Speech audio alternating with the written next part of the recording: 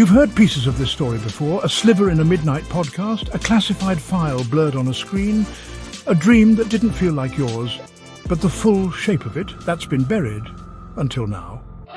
The story begins not with humans, but with them, the first inhabitants of Earth. Not aliens in the way Hollywood paints them, not angels or demons either. Something else, something aquatic but aware. Imagine a being that never needed to leave the ocean to build a civilization.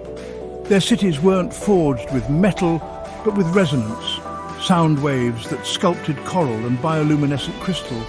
They weren't bound by gravity. They moved through water like thought itself.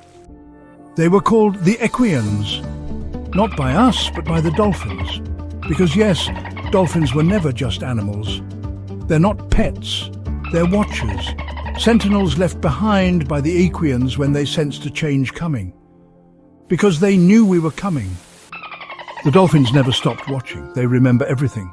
And somewhere deep in their clicks and pulses, they've been broadcasting a warning, not to us, not anymore, to the Equians, and they're waking up. See, humanity wasn't born here. That's not a metaphor. Somewhere in the dark between galaxies, another species seeded our DNA into the primordial soup of this planet. Not to create life, but to create tools. We were supposed to be part of something bigger, until we strayed. The Equians saw what we were becoming, curious, fearful, aggressive, and worse, they saw who was guiding us. The reptilians, not the ones in tabloid stories. These weren't lizard men in suits. These were masters of manipulation, shapeshifters not of flesh, but of perception. They didn't disguise themselves with holograms. They disguised our thoughts. The war wasn't fought with lasers or tanks. It was psychological, cultural. They introduced money, power, fear, division, and we, the humans, became pawns. As the reptilians began influencing our trajectory, they discovered the Equians. They found the mermaids, those elusive beings of the deep. They found the cities in the trenches that light up when no sonar returns. These cities, hidden from the world above, were a marvel of bioluminescence and mystery, and they feared them.